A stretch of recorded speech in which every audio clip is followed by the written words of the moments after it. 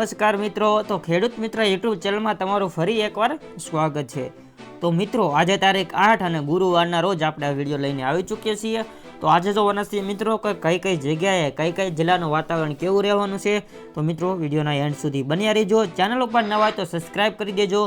હજી આપણે વિડીયોને લાઇક ન કરી હોય તો મિત્રો જલ્દીથી વિડીયોને લાઇક પણ કરી દેજો। તો ચાલો મિત્રો આજનો વિડીયો સ્ટાર્ટ કરીએ। આપણે જલ્દી ત્યાં રેન થંડર આપણે મૂકી દઈએ છીએ એટલે આપણને ખબર પડી જાય કે આજ માટે કઈ જગ્યામાં રીડિંગ જોવા મળી રહી છે। તો આપણે અત્યારે 8 તારીખને સવારે 8 વાગ્યાનો વિડીયો બનાવી રહ્યા છીએ। તો આ મિત્રો જોઈ શકો છો તમે મુંબઈ સાઈડ એક આપણને સાયક્લોનિક સર્ક્યુલેશન જોવા મળી રહ્યું છે। તેમાં મિત્રો આ સિસ્ટમ આપણને ઘણી બધી સ્ટ્રોંગ જોવા મળી રહી છે। તો આગળ વધીએ તો મિત્રો જોઈ શકો છો તમે આ સિસ્ટમ અહીંયા સક્રિય જોવા મળી રહી છે। આગળ હવે આપણે ગુજરાતમાં જોઈએ તો અત્યારે 8 વાગ્યામાં તો કોઈ પણ કચરો નથી અને આપણે હાલમાં મિત્રો ગુજરાતમાં અનેકો વિસ્તારોમાં બપોર પછી જે વરસાદી વાતાવરણ સર્જાતું જોવા મળી રહ્યું છે।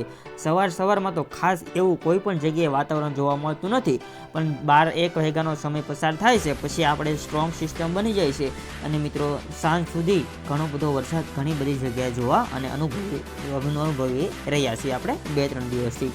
થોડુંક આપણે સિસ્ટમને આગળ લઈ જઈએ તો આપણે મિત્રો જો 11 વાગ્યાનું સિસ્ટમ કરીએ ને તો આપણને ઘણી બધી જગ્યા પર મિત્રો જોઈ શકો છો તમે અહીંયા આપણને જે સિસ્ટમો આપણને સક્રિય જોવા મળી રહી છે અને આ બાજુ આ દરિયા કિનારે પણ આપણને સિસ્ટમો જોવા થોડી અહીંયા મળી રહી છે વેરાવળ સાઈડ।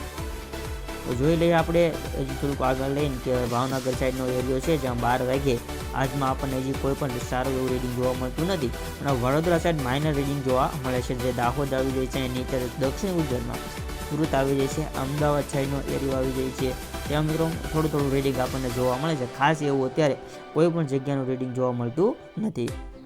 થોડુંક આપણે જે સિસ્ટમને આગળ લઈ જઈએ તો મિત્રો જોઈ શકો છો 1 વાગ્યાનો આપણે અત્યારે વાત કરી તો 1 વાગ્યાના એરિયામાં મિત્રો જોઈ શકો છો તમે ઘણા બધા એરિયામાં અહીંયા આપણને રીડિંગ જોવા મળી રહ્યું છે। જેમાં મિત્રો આપણે થોડુંક હજી મિનિમાઇઝ કરી દઈએ તો આ એક આખો મિત્રો સિસ્ટમ જોવા મળી રહી છે જે મિત્રો આપણે ગુજરાતમાં ઘણા બધા રાજ્યોમાં ફેલાયેલી છે। તમે જોઈ શકો છો આટલી બધી આ સિસ્ટમ સક્રિય જોવા અહીંયા મળી રહી છે, તેના કારણે વરસાદ અહીંયા ખૂબ જ એવો અનુભવી રહ્યો છે। તો આપણે જો ગુજરાતની ખાલી વાત કરીએ તો દરિયા કિનારે મિત્રો મોસ્ટ ઓફ તમને 1 વાગ્યા દરિયા કિનારે અહીંયા જોવા મળે છે।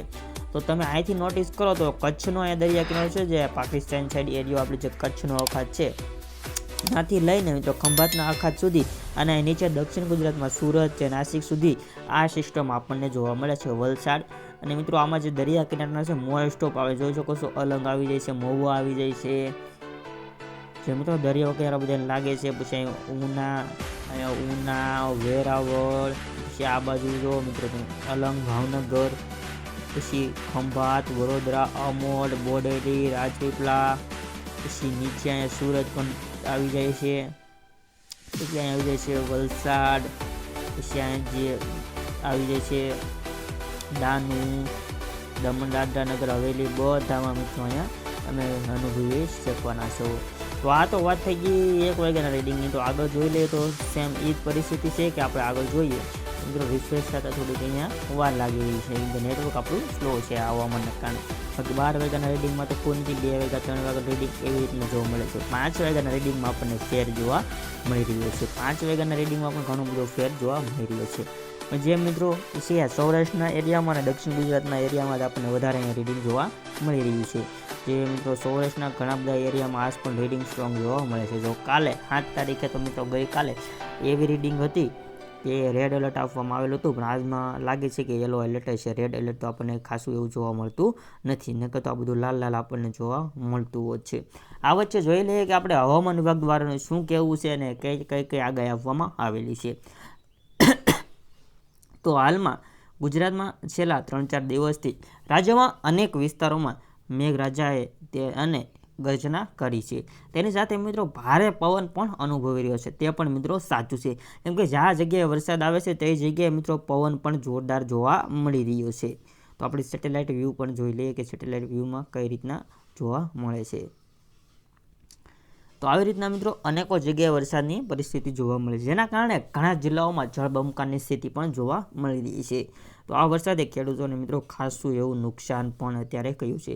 જે મિત્રો કમોસમી વરસાદ હોય છે તે ખેડૂતોને મોસ્ટ ઓફ તો વધારે નુકસાન જ કરતો હોય છે, કેમ કે આ નુકસાન ખેડૂતોને દર વખતે જોવા મળે છે। આગળ વધીએ તો મિત્રો હવે આપણે કે શું કહે છે આગળ હવામાન. તો પાકને નુકસાન થયું છે અને ખાતરોમાં મિત્રો પાણી પણ અનેકો જગ્યાએ ભરાઈ ગયા છે.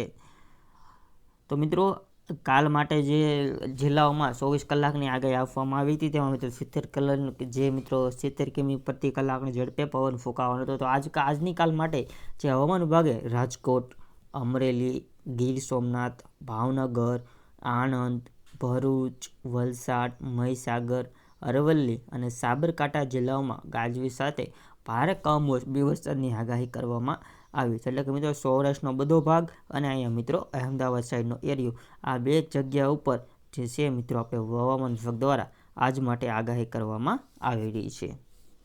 આગળ વધીએ તો શું કહેવું છે કે આજ માટે કેવો વરસાદ રહી શકે છે તેના ઉપર પણ એક નજર નાખી લઈએ. આ જિલ્લાઓમાં છૂટાછવાયા સ્થળો છે મેઘગર્જના સાથે ભારે વરસાદને કારણે યલો એલર્ટ જાહેર કરવામાં આવ્યું છે. જો પણ મિત્રો આગળ મેં તમને કીધું હતું ને કે યલો એલર્ટ હશે, આજમાં રેડ એલર્ટ જોવા મળતું નથી. તો રાજ્યભરમાં 50 થી 60 કિમી કલાકની ઝડપે પવન ફૂંકાવાની શક્યતા છે.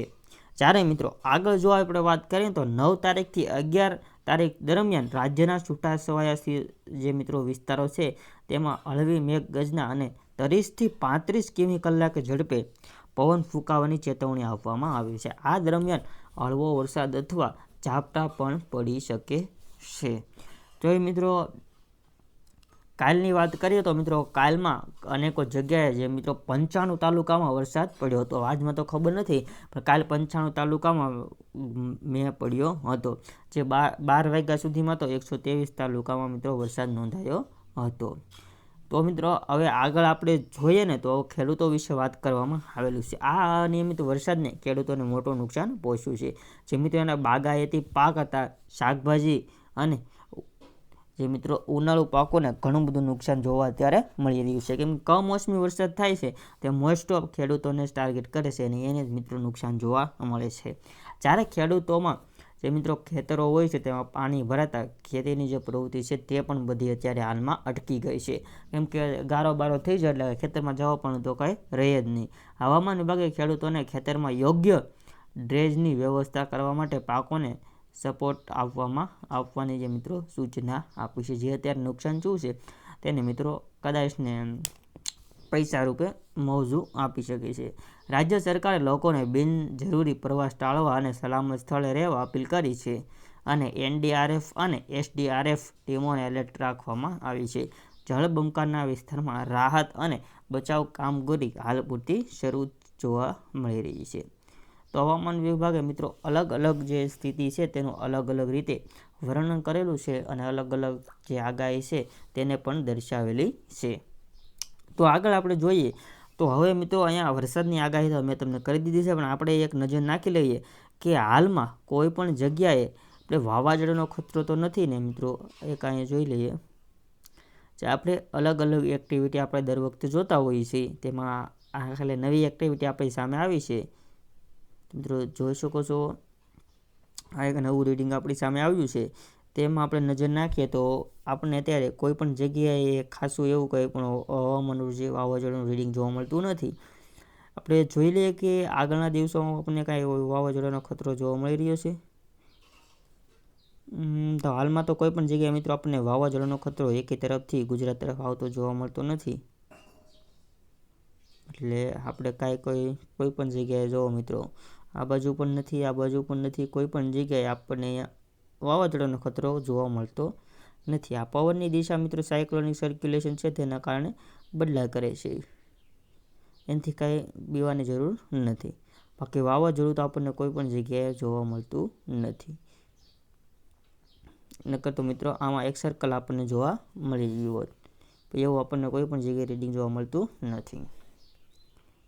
તો આવી રીતના મિત્રો આજનો વિડીયો આપણો હતો. જો આજનો વિડીયો ગમ્યો હોય અને તમને કાંઈ નવું જાણવા મળ્યું હોય તો મને કોમેન્ટ બોક્સમાં જણાવજો. અને મિત્રો આપણી યુટ્યુબ ચેનલમાં હજુ સબસ્ક્રાઈબ ન કરી તો યુટ્યુબ ચેનલ સબસ્ક્રાઈબ કરી બાજુમાં બેલ બટન પણ મિત્રો દબાવી દેજો. આપણે આવા જ વિડીયો ડેઈલી હવે અપલોડ કરવાના છીએ, તો ચેનલ ઉપર અવશ્ય વિઝિટ કરતા રહેજો. અને આજનો વિડીયો ગમે તો લાઇક પણ મિત્રો જરૂરથી કરી દેજો. તો ચાલો મિત્રો મળીએ હવે આવતીકાલે નવા વિડીયો સાથે. જય હિન્દ, વંદે માતરમ.